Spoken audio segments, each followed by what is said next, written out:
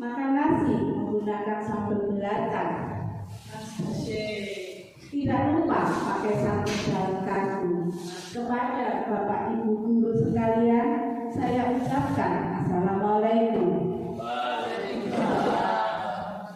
Terima kasih saya ucapkan kepada Bapak Setio Wahyudi selaku Kepala Sekolah UPT SD Negeri Sumber beserta Bapak Ibu guru semua yang sudah mau menghadiri undangan saya, yaitu di diseminasi budaya positif untuk memenuhi tugas saya. Sebelum acara ini dimulai, saya mohon bimbingan dan arahannya kepada beliau Bapak Setio Wahyudi untuk memberikan sepatah atau dua kata agar acara ini dapat berjalan dengan lancar. Monggo Bapak Setio Wahyudi.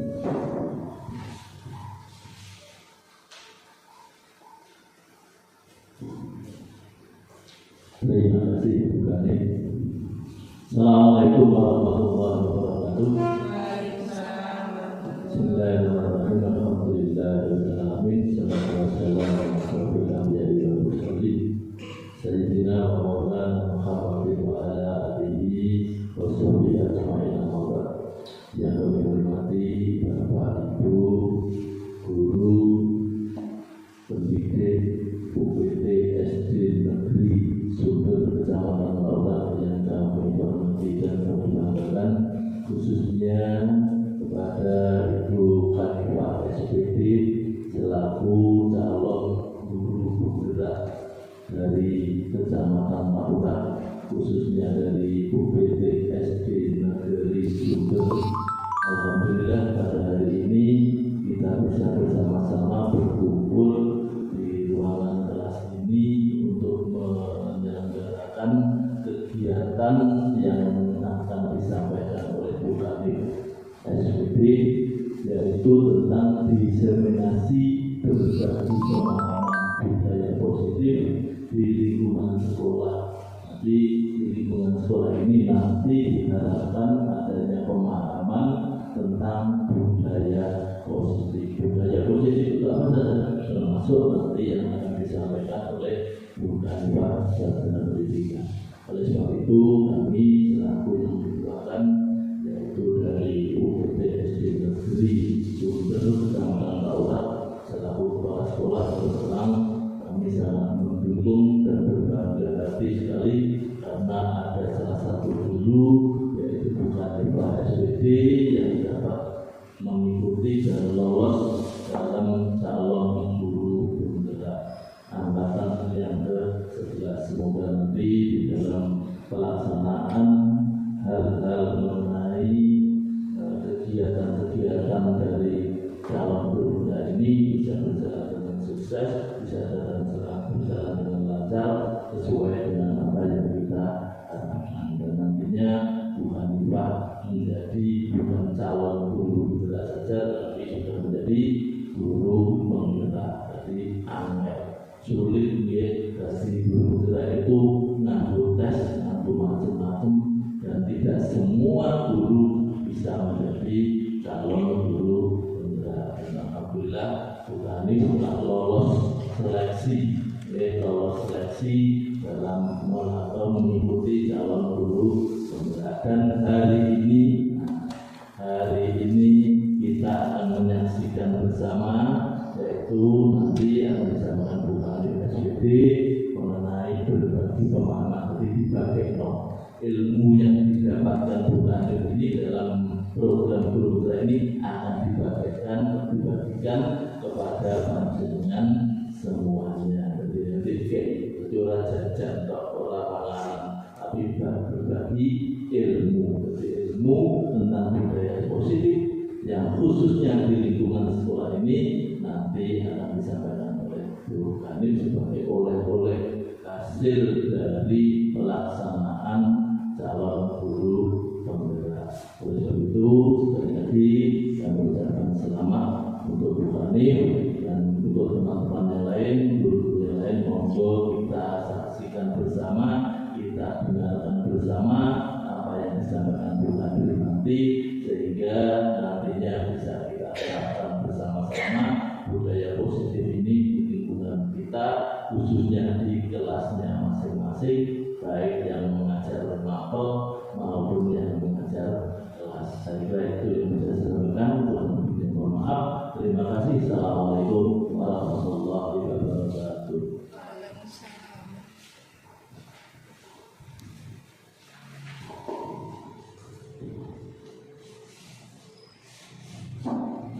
Terima kasih atas bimbingan dan arahannya dari Bapak Kepala Sekolah. Sekali lagi, tanpa dukungan dari beliau dan Bapak Ibu guru semua, mungkin saja saya tidak bisa berdiri di sini. Sekali lagi, saya berdiri di sini sebagai calon guru penggerak angkatan 11 yang bertujuan untuk mengadakan diseminasi budaya positif di lingkungan sekolah modul 1.4. Ini adalah yang pertama. Tujuan saya adalah memang memenuhi tugas saya ini. Saya harus membuat aksi nyata yang dilakukan di sekolahnya masing-masing. Jadi nanti ini adalah video ini yang berlangsung selama 1 jam. Ini akan saya unggah di aksi nyata. Dan tidak hanya video ini saja, kemarin saya juga sudah membuat video, yaitu membuat keyakinan kelas. Yang kedua, dengan tujuan ini saya sedikit berbagi ilmu dari pendidikan guru penggerak yang saya dapatkan. Karena ilmu yang kita dapatkan jika kita simpan sendiri tidak akan bermanfaat. Sedikit banyak ilmu yang kita dapatkan harus kita berbagi, ya Bapak Ibu. Tujuan yang ketiga adalah saya mengadakan ini budaya positif ini kita lakukan di sekolah. Satu yang kita laksanakan dua orang saja tidak akan terlaksana karena budaya positif tersebut tidak akan terjalin bersama-sama dan saling kolaborasi untuk menciptakan budaya positif di sekolah. Dan saya berdiri di sini bukanlah kok sok hebat, sok pinter. Kita bersama-sama untuk saling berkolaborasi supaya sekolah kita menjadi lebih baik. Untuk mempersingkat waktu, kita langsung ke definisi budaya positif berikutnya kita.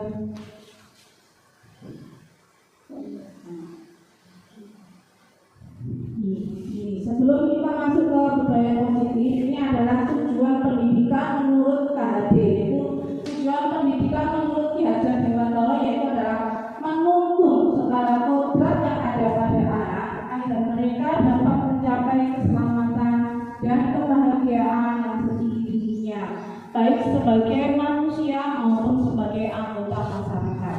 Maksudnya di sini adalah kita sebagai seorang guru tugasnya adalah hanya menuntun.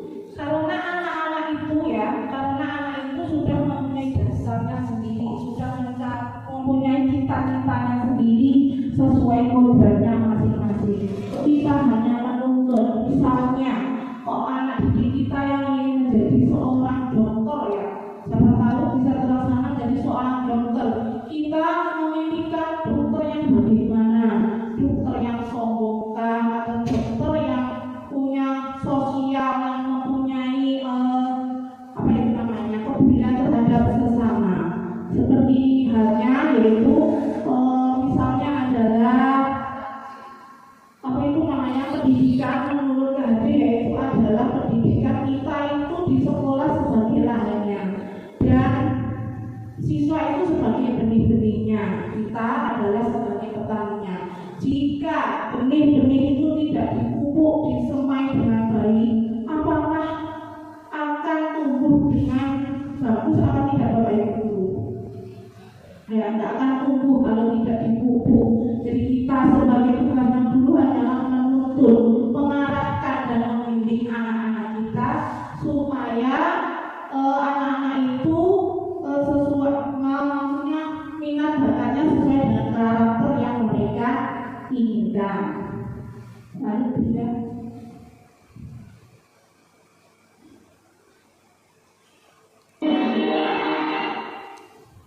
budaya positif ya, kita harus budaya positif. Kira-kira apa itu budaya positif Bapak Ibu?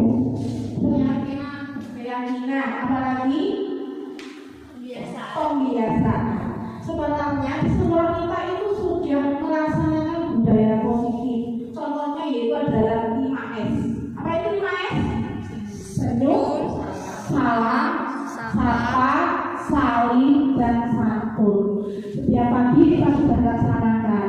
Kita sambut anak-anak kita sehingga mereka datang ke sekolah dengan sangat senang, sangat bahagia. Selain 5S, kita juga sudah melakukan pembiasaan apa setiap pagi? Saling atau baris di depan kelas. Nah, itu sudah kita laksanakan sebenarnya, tetapi kan kita belum tahu apakah itu namanya budaya positif atau peraturan atau apalah itu namanya. Seperti yang kita rasakan sekarang ini yaitu kita sudah melaksanakan budaya positif. Slide selanjutnya pindah.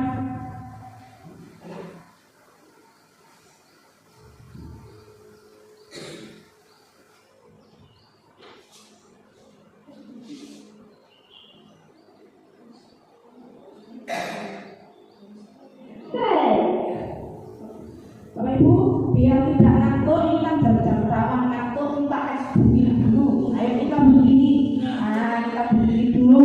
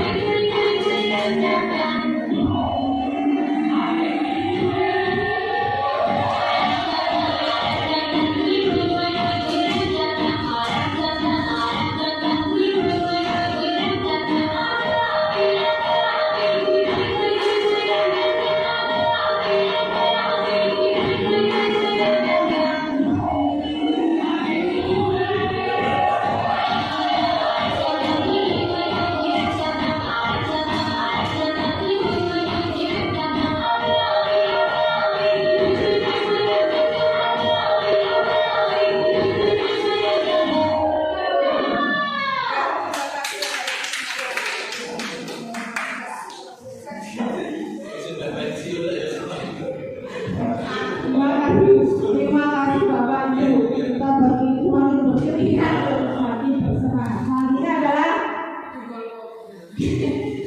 pembelajaran dengan paradigma baru, yaitu adalah pembelajaran paradigma baru kurikulum merdeka merupakan pembelajaran berdiferensiasi yang berorientasi pada penguatan kompetensi dan pengembangan karakter yang sesuai dengan dimensi profil pelajar Pancasila.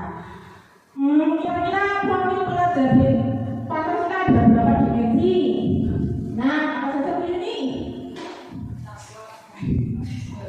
Ya, beriman, bertakwa kepada Tuhan Yang Maha Esa. Selanjutnya, kreatif, mandiri, gotong royong, bernalar kritis. Ya, itu ada di depan itu lah. Itu adalah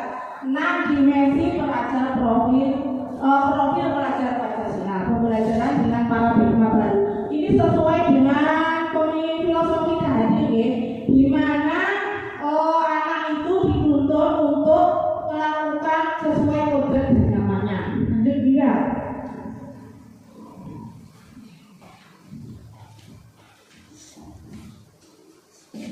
Ini konsepsi teori kontrol menurut William Glasser, yaitu ilustrasi guru mengontrol murid, ilusi bahwa semua penguatan positif, efektif dan bermanfaat. Ilusi bahwa ketika membuat orang merasa bersalah dapat menguatkan karakter. Ilusi bahwa orang dewasa memiliki hak untuk memaksa. Selanjutnya beda.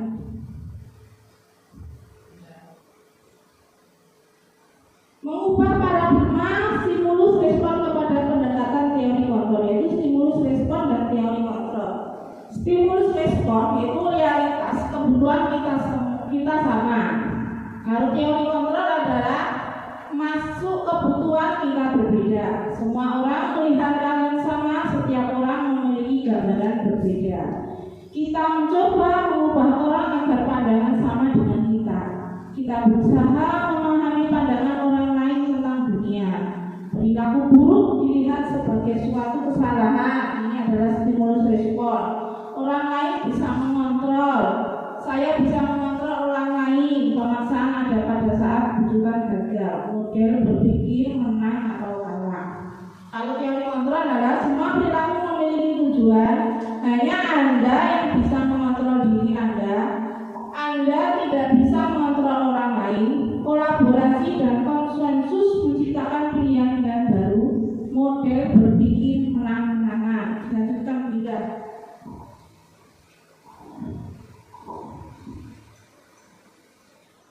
Nah, ini adalah disiplin. Apa itu disiplin kira-kira? Moga apa ini? Apa itu disiplin? Kepatuhan. Apalagi banyak sih. Moga Pak Idi apa? Disiplin. Moga punya apa? Waktu yang telah ditetapkan. Iya, sebenarnya sama saja deh. Disiplin berasal dari bahasa Latin yaitu disiplin yang artinya belajar.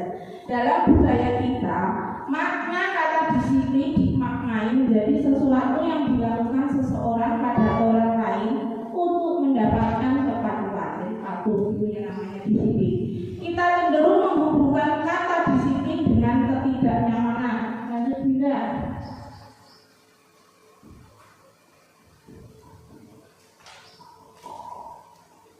Disiplin positif adalah cara menerapkan sikap disiplin yang bertujuan untuk menumbuhkan kesadaran serta memberdayakan anak mandiri melakukan sesuatu tanpa iming-iming hukuman, sogokan, ancaman maupun hadiah. Kita kan sering ya ngancam anak-anak, misalnya kalau nggak pakai bel, Bunda bayar 2.000, kan ada seperti itu. Sebenarnya itu tidak boleh dilakukan. Ancaman itu namanya, maupun dikasih hadiah. Kalau kamu mendapatkan nilai 100 nanti dikasih permen, itu juga seharusnya tidak boleh dilaksanakan. Sebagai pendidik, tujuan kita adalah mewujudkan murid yang memiliki disiplin diri sehingga mereka berperilaku mengacu kepada nilai-nilai kebajikan universal dan memiliki motivasi intrinsik dalam perubahan perilaku ke arah yang lebih baik.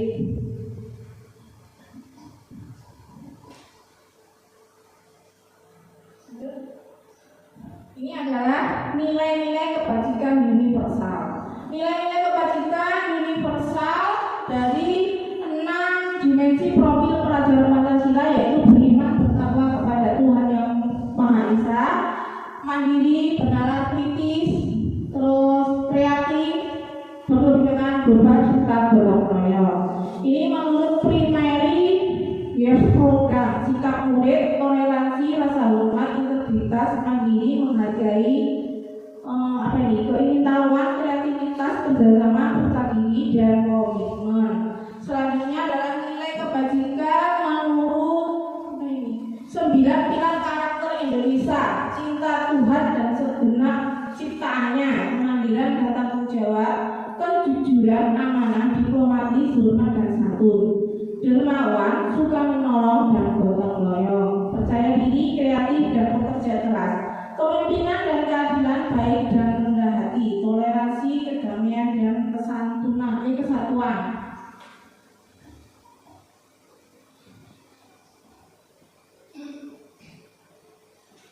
Teori motivasi, hukuman, penghargaan, dan restitusi. 3 motivasi perilaku manusia menurut Diana Gossen yaitu adalah untuk menghindari ketidaknyamanan atau hukuman, untuk mendapatkan imbalan atau penghargaan dari orang lain, itu adalah motivasi ekstrinsik. Terus untuk yang motivasi intrinsik adalah untuk menjadi orang yang mereka inginkan dan menghargai diri sendiri dengan nilai-nilai yang mereka percaya.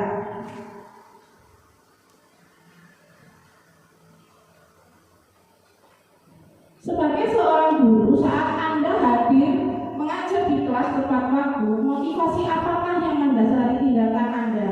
Apakah Anda datang tepat waktu karena tidak ingin ditegur oleh atasan Anda dan kemudian mendapat surat panggilan, menghindari keyakinan dan hukuman, atau Anda ingin mendapatkan pujian dari atasan dan mendapat penghargaan sebagai karyawan atau guru berprestasi?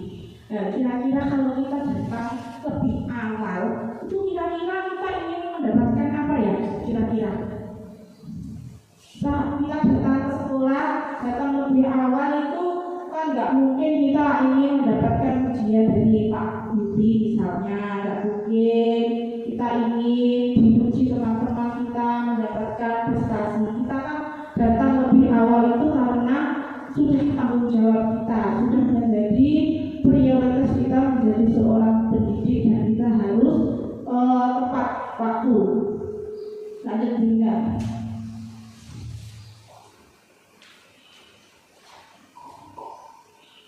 Ini adalah contoh hukuman. Ya. Tidak terencana atau tiba-tiba. Misalnya ada anak yang terlambat datang ke sekolah, misalnya anak itu dihukum, misalnya disuruh berdiri di depan bendera. Nah, itu tidak terencana atau tiba-tiba. Murid tidak tahu apa yang akan terjadi atau tidak dilibatkan. Dia tidak tahu dia akan dihukum atau dikasih hadiah atau apa, kan dia tidak tahu. Bersifat satu arah, berupa hukuman atau fisik. Kebanyakan kalau hukuman itu kan harus sekarang mungkin nggak ada yang izin untuk maksudnya hukum anak-anak ya, mungkin dia pakai disuruh tulis lah atau disuruh bersih-bersih kamar mandi. Konsekuensi terencana atau disepakati sesuai aturan. Murid tetap dibuat tidak nyaman, guru selalu memonitor, supervisi murid. Terus kalau restitusi, proses menciptakan kondisi bagi murid untuk memperbaiki kesalahan. Proses kolaboratif yang mengajarkan murid untuk mencari solusi sendiri. Keyakinan kelas. Nah, karena kita keyakinan kelas, tentu di kelas kita sudah ada keyakinan kelas semua ya Bapak Ibu.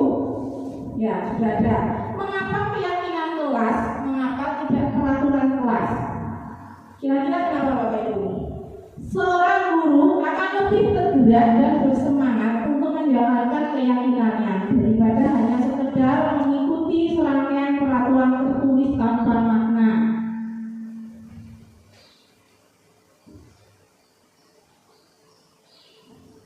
Keyakinan kelas. Keyakinan kelas itu lebih abstrak daripada peraturan kelas. Jadi berupa pertanyaan-pertanyaan universal. Pertanyaan keyakinan kelas senantiasa dibuat dalam bentuk positif ya. Misalnya tidak boleh jangan membuang sampah sembarangan. Itu masih kalimat negatif ya. Kita diubah menjadi kalimat positif, buanglah sampah pada tempatnya. Jadi menggunakan bahasa yang dapat dipahami oleh anak-anak. Keyakinan kelas sebaiknya sesuatu yang dapat diterapkan di lingkungan sekolah. Semua warga kelas hendaknya ikut berkontribusi dalam pembuatan keyakinan kelas lewat kegiatan surat pendapat. Bersedia meninjau kembali keyakinan kelas dari waktu ke waktu.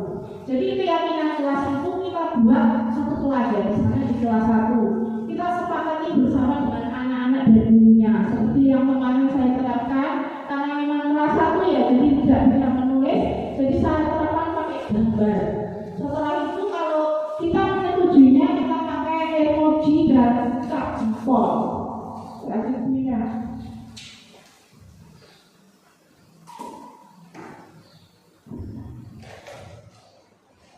kebutuhan dasar manusia. Kira-kira kebutuhan kita itu apa ya sebagai manusia? Coba disebutkan bertahan hidup. Apa lagi? Sepatu biru nih. Silakan Bu Titim. Bertahan hidup. Bertahan hidup itu meliputi apa saja? Makan, sayang, pangan. Ya, kebutuhan dasar manusia.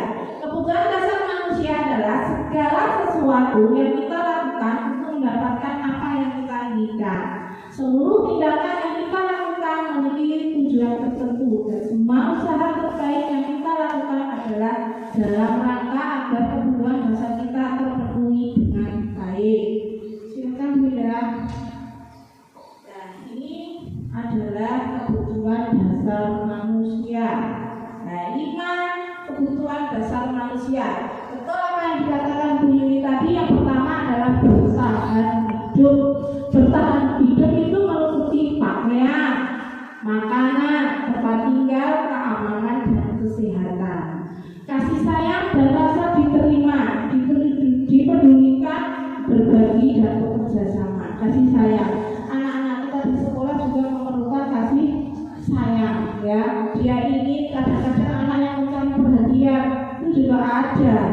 Dia membuat seolah-olah dia sakit atau apa, dia itu juga mencari perhatian. Jadi anak-anak perlu kasih sayang dari gurunya kalau di rumah sama orang tua.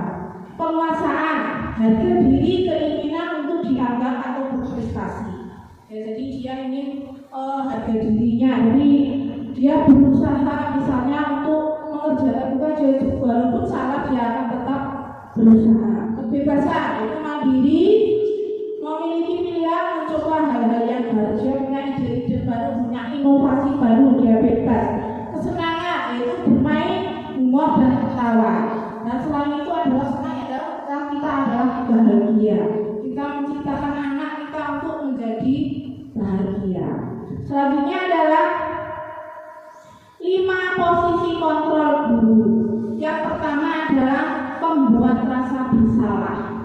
Kita sering ya membuat anak-anak itu merasa bersalah. Penghukum, ini juga masih sering. Yang ketiga adalah sebagai teman, sebagai pemantau, dan sebagai manajer.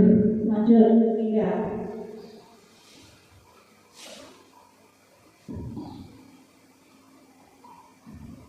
Ini contoh kalimat 5 posisi kontrol guru. Sebagai penghukum biasanya adalah patuhi aturan saya, awas. Ya, kan seperti itu biasanya. Kamu selalu saja salah, selalu pasti, selalu dan selalu terakhir selesai. Terlambat lagi, pasti terlambat lagi, selalu datang terlambat. Kapan bisa datang seperti itu? Itu adalah contoh-contoh kalimat kita sebagai penghukum. Dan di sini yang kedua adalah membuat rasa bersalah. Ibu sangat kecewa sekali dengan kamu. Berapa kali Bapak harus memberitahu kamu seperti itu ya?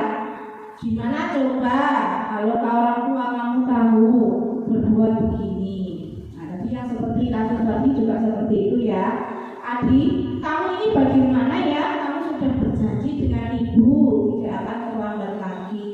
Kamu kenapa ya? Senang sekali mengecewakan ibu. Ibu benar-benar kecewa. Jadi guru itu membuat itu anak itu merasa bersalah. Padahal kan belum tentu kalau dia yang melakukan kesalahan.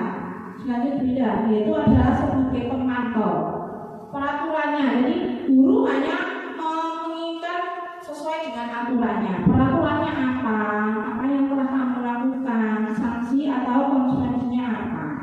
Kalau sebagai teman, ayo bantulah bapak, ayo bantulah ibu, ayo ingat tidak bantuan bapak selama ini. Ya sudah, kali ini tidak apa-apa, nanti ibu bantu bereskan. Terus ada lagi, ayolah bagaimana sih kamu kemarin kamu sudah jadi ke bapak, bukan kenapa terlambat lagi, ya seperti itu kata-katanya. Ayo sudah.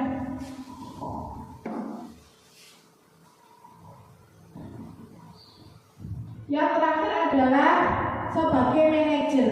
Apa yang kita yakini kembali ke keyakinan kelas.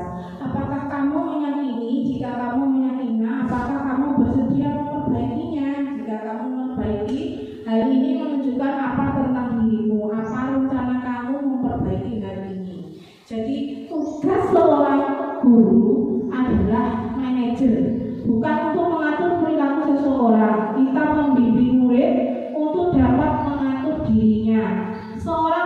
manajer bukannya memisahkan murid dari kelompoknya, tapi mengembalikan murid tersebut ke kelompoknya dengan baik dan tepat. Jadi kita sebagai seorang pendidik ini tugasnya adalah sebagai manajer nih Bapak Ibu, bukan sebagai penghukum, pemantau ataupun teman. Kita adalah sebagai manajer yang bisa mengembalikan anak itu ke kelompoknya dengan lebih baik. Posisi kontrol apakah ini? Coba Bapak Ibu, gimana coba kalau orang tua kamu tahu begini, berbuat begini, posisi apa tadi itu? Sebenarnya apa? Rasa bersalah. Coba kembalikan lagi slide-nya Bu Indah. Bagaimana? Slide-nya kembalikan lagi Bu Indah. Apakah betul Bu Ayu? Gimana coba kalau orang tua kamu berbuat seperti ini?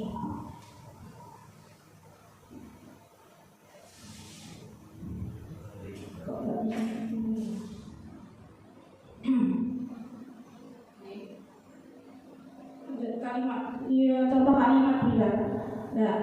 Nah, gimana coba? Ya betul sekali Bu Ayu. Ya, itu adalah pembuat rasa bersalah. Seperti itu ya contohnya. Jadi anak-anak merasa disalahkan, belum tahu ditanyakan dulu apa permasalahannya, langsung menyalahkan kepada anak-anak seperti itu. Setelah budaya positif ini saya harapkan untuk lebih memahami anak ya, kasihan anak-anak. Lanjut bila.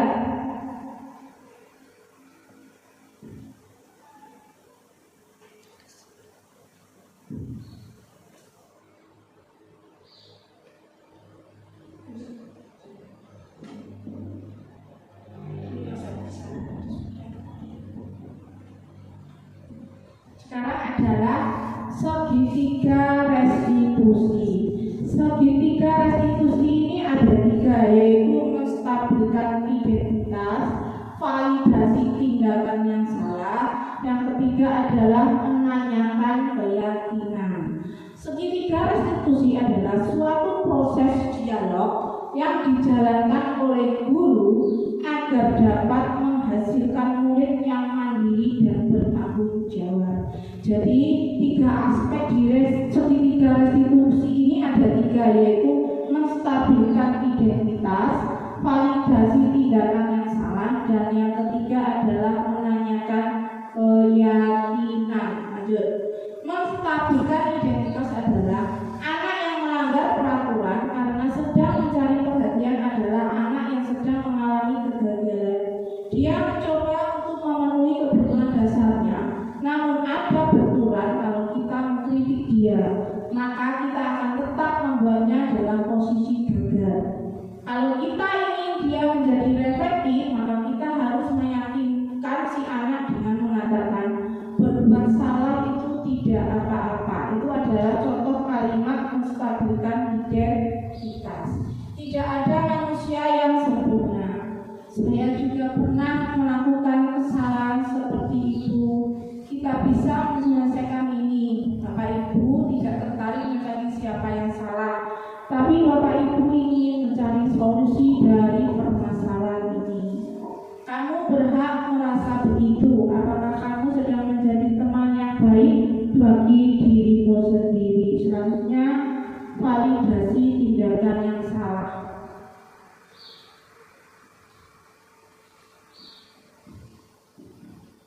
Menurut teori kontrol, semua tindakan manusia, baik atau buruk, pasti memiliki maksud atau tujuan tertentu. Setiap tindakan kita lakukan dengan suatu tujuan, yaitu memenuhi kebutuhan dasar. Contohnya kalimat tindakan yang salah adalah, padahal kamu bisa melakukan yang lebih buruk lagi dari ini ya. Kamu pasti punya alasan mengapa kamu melakukan hal ini. Kamu patut bangga pada dirimu sendiri karena kamu telah melindungi sesuatu yang penting. Lanjut beda. Yang ketiga adalah menanyakan keyakinan. Apa yang kita percaya sebagai kelas atau keluarga? Apa nilai-nilai umum yang kita sepakati? Apa bayangan kita tentang kelas yang ideal? Kamu mau jadi orang yang seperti apa? Nah, ini adalah contoh-contoh kalimat menanyakan keyakinan kelas. Jadi keyakinan kelas ini saya harapkan Bapak Ibu tidak hanya sebagai pajangan, tidak hanya ditempel. Ya, kemarin kan sudah membuat. Dan keyakinan kelas itu kan dibuat dengan bersama-sama anak. Jadi saya mohon jangan hanya sebagai pajangan kita laksanakan. Kan kalimat yang mudah dipahami oleh anak. Ya, yang kalimatnya kalimat yang positif. Ini adalah salah satu kemarin saya membuat segitiga restitusi, yaitu kasus 1 pada hari Senin. Siswa kelas 6 ada jam olahraga. Setelah selesai olahraga, anak-anak istirahat dan membeli jajan di kantin di sekolah. Tanpa disengaja, Bukali lewat dan melihat salah satu siswa kelas 6 membuang sampah bungkus jajan sembarangan. Padahal di depan kelas sudah disediakan tempat sampah. Akibat tindakannya tersebut menyebabkan sekolah menjadi kotor. Ini ada videonya, tolong untuk dilihat sebentar.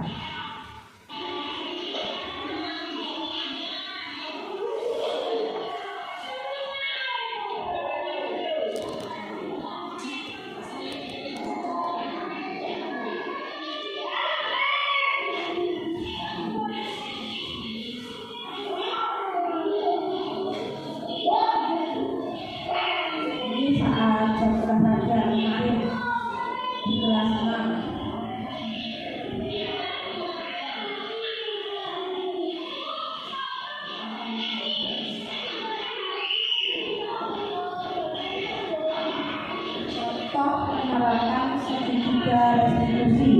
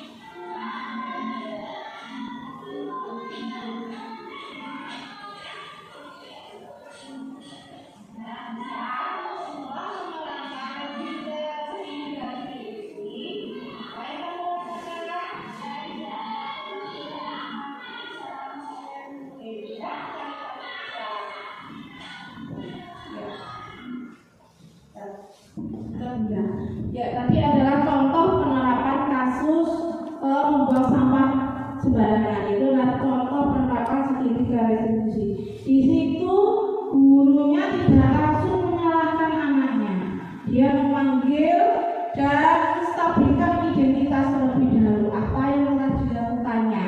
Jadi setelah menstabilkan identitas, kan kita kalimatnya tadi menstabilkan identitas adalah berbuat salah itu tidak apa-apa. Jadi anak-anak kan tidak takut. Setelah itu kita adalah validasi tindakan yang salah. Setelah dia mengakui saya membuang sampah sembarangan, Bu, terus gurunya tidak langsung memarahi, dia langsung bilang membuang sampah itu akibatnya apa. Jadi dijelaskan akibatnya apa, terus anak disuruh melaksanakan, yaitu menanyakan keyakinan. Jadi anak-anak setelah ditanya salahnya apa yang harus dilakukan, menanyakan keyakinan. Jadi dia kan tadi setelah ditanya, setelah menjawab, dia terus melakukan, yaitu mengambil sampah dan membuangnya di tempat sampah. Nah, jadi di situ anak berani mengakui kesalahannya tanpa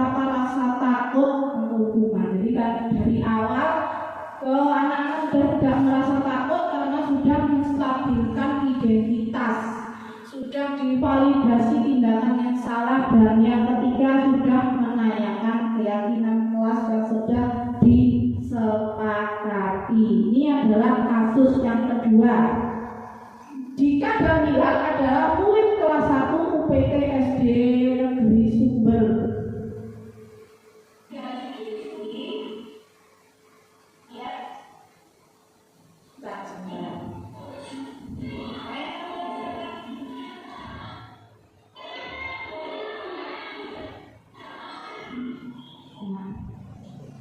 Pada saat jam istirahat, mereka selalu bermain bersama. Tiba-tiba Dila menangis dan marah-marah karena tidak terima jika menjelek-jelekan dan mengejek nama orang tuanya. Akhirnya Dila tidak dapat menahan emosinya. Karena terbawa emosi, Dila merusak mainannya juga. Dila merasa puas karena bisa meluapkan kekesalannya. Berikut adalah videonya. Monggo video.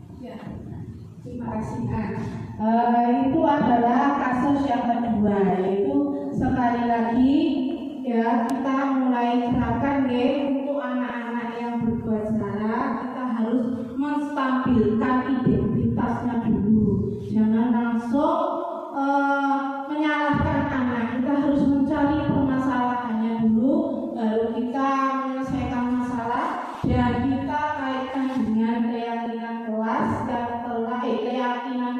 telah kita sepakati bersama. Jangan langsung memberikan hukuman. Kita ini di sini sebagai manajer yang tugasnya adalah mengembalikan anak kepada kelompoknya, seperti yang pasti di kasus 2, yaitu adalah mengejek-ngejek nama orang. Pasti kan kesal ya anak-anak itu kalau kita diejek nama orang tuanya. Mungkin apapun akan dilakukan oleh anak tersebut, seperti merusak mainannya itu. Tetapi karena guru sudah menstabilkan, memvalidasi tindakan yang salah serta meyakinkan keyakinan, jadi anak-anak itu melakukannya dengan rasa senang hati. Dia meyakini keyakinan kelas yaitu adalah saling menyayangi dan menghargai. Jadi mereka saling meminta maaf dengan rasa yang senang, dengan rasa yang ikhlas, dengan rasa yang tulus, dan bahkan dia mau memperbaiki mainan temannya yang rusak. Itu yang harus kita mulai terapkan mulai saat ini, yaitu adalah tadi budaya positif. Yang pertamanya saya ulangi lagi, yaitu adalah budaya positif. Yang sudah kita terapkan adalah 5S, senyum, salam, sapa, saling, dan santun. Itu sudah kebiasaan kita setiap hari. Terus hari di depan kelas itu juga sudah, berjamaah sholat zuhur itu juga sudah termasuk pembiasaan budaya positif. Ada yang kemarin sholat duha juga sudah termasuk budaya positif. Saya mohon untuk tetap dilaksanakan budaya-budaya positif yang sudah dilaksanakan di sekolah kita. Kira-kira adakah yang ingin diterapkan lagi budaya positif di sekolah kita? Apa yang ingin ditambahkan kira-kira? Bapak Ibu, selain baris, selain 5S, apa yang ingin ditingkatkan? Apa? Sholat duha. Ya, kemarin sudah sempat sholat duha, tapi ternyata kok sekarang tolong untuk dilaksanakan kembali. Untuk sholat jamaah zuhur sudah setiap hari. Terus ada lagi mungkin yang ingin ditambahkan budaya positif? Apa contohnya? Contohnya apa selain baris, 6 juga sudah. Mungkin ada yang ingin ditambahkan atau hanya itu saja? Monggo. Tidak. Asmaul Husna, ya, Asmaul Husna sebelum pelajaran dimulai. Berdoa sebelum dan sesudah melakukan kegiatan itu termasuk budaya positif apa tidak? Termasuk ya berarti berdoa sebelum dan sesudah melakukan kegiatan, sebelum belajar. Kalau anak di kelas 1 sekarang sudah istirahat, dia berdoa dulu sebelum makan. Itu mungkin sudah terbawa dari TK-nya, sampai di sini masih tetap terbawa. Asmaul Husna ya alhamdulillah kita masih setiap hari sudah kita laksanakan. Jadi Bapak Ibu, terima kasih atas waktunya. Sekali lagi saya inginkan yaitu pengalaman saya di pendidikan tumbuh gerak, yaitu adalah ketika ada permasalahan kita jangan langsung memberikan hukuman. Kita menjadi seorang manajer yang membalikan anak kita kepada kelompoknya, yaitu dengan cara menstabilkan identitas, validasi tindakan yang salah, dan yang terakhir adalah keyakinan kelas. Kira-kira kalau tidak ada yang ditawarkan, mungkin itu saja. Satu. Kalau satu, terima kasih atas waktunya, atas dukungannya yang Bapak Ibu berikan.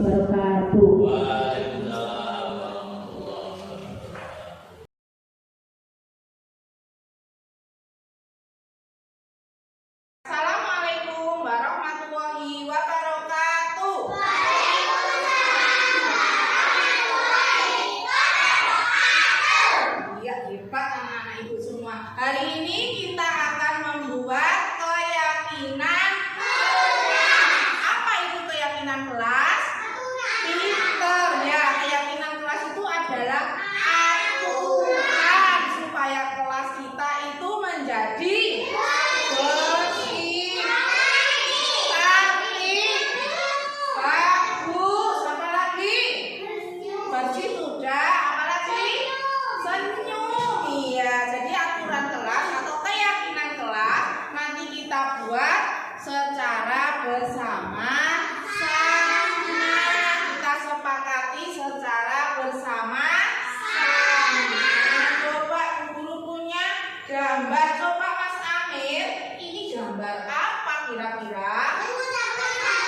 Mengucapkan salam. Sebelum kita masuk di rumah atau masuk di kelas, kita harus mengucapkan salam. Kira-kira mengucapkan salam itu perbuatan baik apa buruk ya? Baik. Ya, kita tempel di perbuatan baik ya.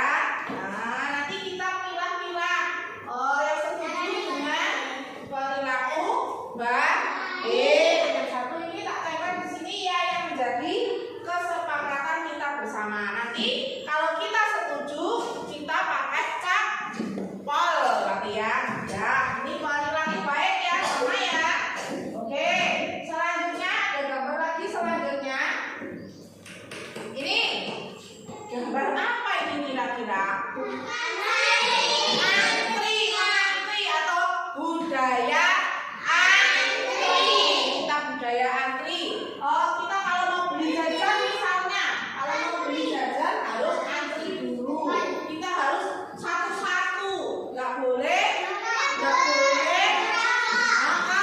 dorong-dorong biar tidak jatuh, nggak boleh jelek-jelek katanya Mas Amir. Nah, ini juga termasuk perbuatan baik atau buruk? Baik.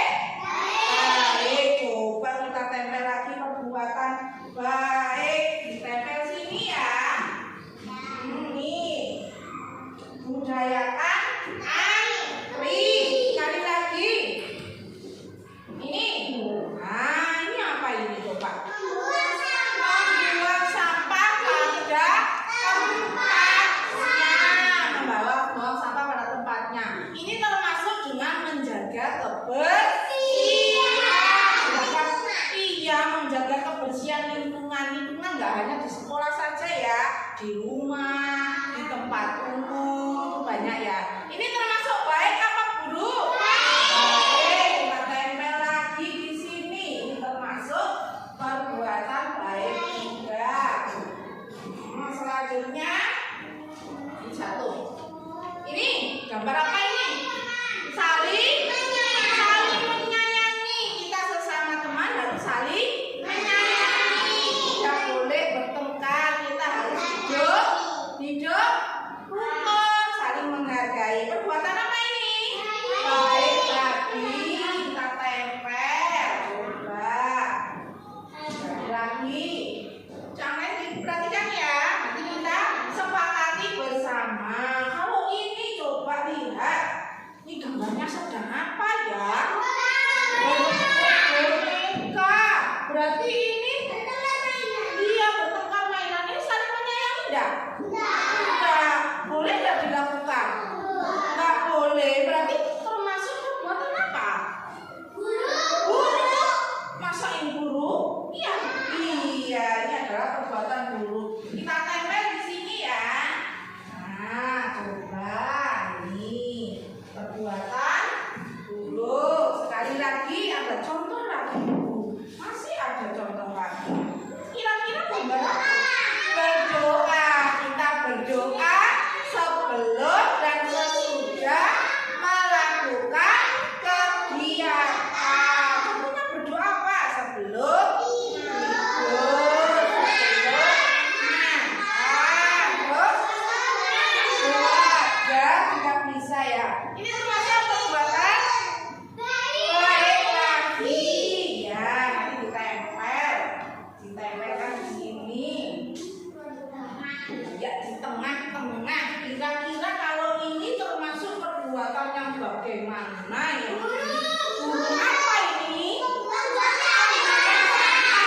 Sembarangan. Jadi dia tidak menjaga lingkungan, tidak menjaga kebersihan. Akibatnya apa kalau tidak menjaga kebersihan? Ya kotor. Kotor, benar sekali. Lingkungan menjadi kotor, kita terserang oleh penyakit. Iya. Iya, bereset nanti dia jatuh karena ada kulit pisang ya. Nah, makanya kita harus menjaga lingkungan. Betul sekali Mas Amir, ini termasuk perbuatan. Termasuk perbuatan buruk. Sekali lagi, contohnya lagi apa ini? Tiket telat, berarti termasuk menjaga apa Mas? Kebersihan lingkungan ya, berpikir sesuai dengan sesuatu. Iya, sekarang ini termasuk baik atau buruk? Lagi kita tempel. Nah, sekali lagi ada lagi enggak ini? Ini. Bentar ya. Ini ada lagi ini. Apa ini? Berarti dia tidak budaya antri. Dia tidak mau ngantri, desek-desekan nanti hasilnya apa? Jatuh. Nah, kira-kira ini perbuatan buruk ya. Ya sekarang nanti kita pasang emoji ya. Halo, sekarang ya kita pasang emoji. Gambarnya tak pasang dulu. Ini termasuk tadi sudah ya. Membuang sampah pada tempatnya. Ini termasuk perbuatan baik. Apa lagi Bu? Satunya? Gambarnya kan banyak. Berdoa. Apa lagi? Apa? Tiket. Ya. Tiket. Saling menyayangi. Ini. Satunya lagi apa satunya? Ya apa namanya? Budaya antri. Budaya antri ya. Nih, salah satu adalah saling menyayangi. Kita nanti pasang emoji ya yang setuju dengan keyakinan kelas kita. Apa saja tadi keyakinan kelas kita? Bersih, menjaga kebersihan. Terus apa lagi? Loh, apa lagi? Ini loh. Coba kita urutkan dari sini. Perilaku baik ini yang akan dijadikan sebagai keyakinan kelas. Apa ini yang pertama? Salah. Yang kedua? Membuang sampah pada tempatnya. Yang ketiga? Berdoa. Yang keempat? Saling menyayangi. Yang ini? Budaya antri. Dan yang terakhir? Tiket. Lalu menjaga kebersihan kelas. Jadi yang dibuat adalah